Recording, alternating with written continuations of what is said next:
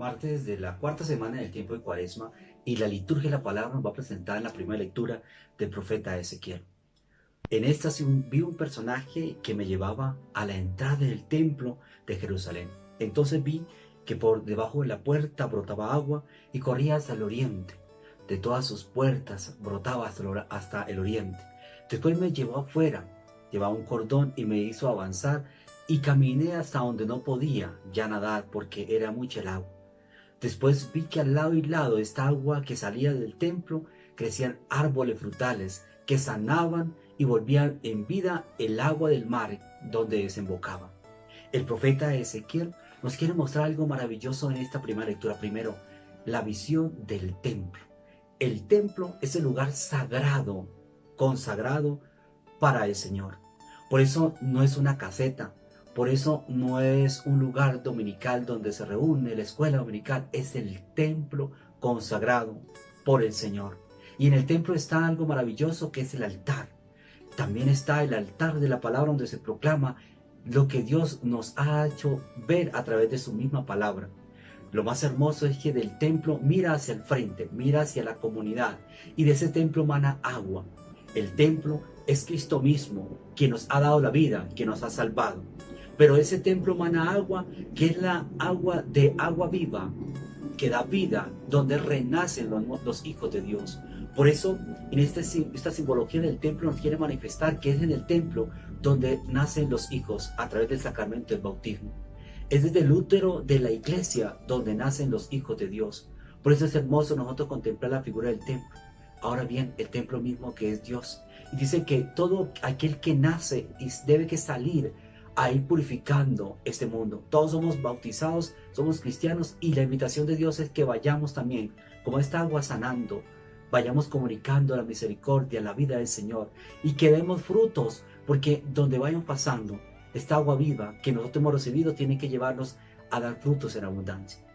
En el Evangelio de San Juan, Jesús va a una fiesta de los judíos a Jerusalén y junto a la puerta de las ovejas hay una piscina de 5 galerías, de 5 columnas. A esa piscina en arameo la llamaban Bexata. En la galería había una multitud de enfermos que esperaban ser sanados, ser cubiertos. Ahí había un hombre paralítico que llevaba muchísimos años, 38 años postrado. Y se acerca a Jesús a preguntarle, ¿quieres quedar sano? Y el enfermo le dice, Señor, no tengo a nadie que me meta en la piscina cuando empieza a moverse el agua. Mientras yo voy, otros se han metido. Jesús dijo, levántate, échate al hombro la camilla y vete.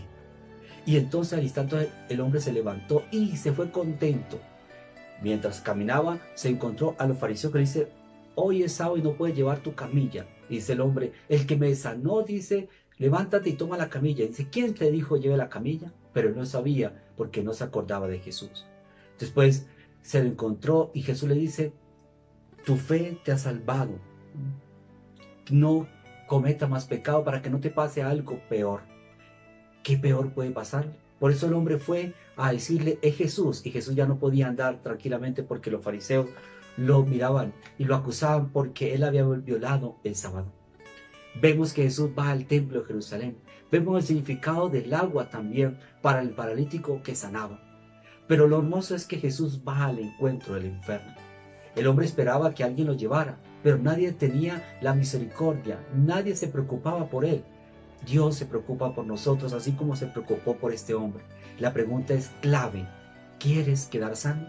Porque está la libertad y Dios todos los días nos dice, ¿quieres sanarte? ¿Quieres salvarte? Porque Él nos dio la salvación para siempre, nos corresponde a nosotros, a ti y a mí, acogerla.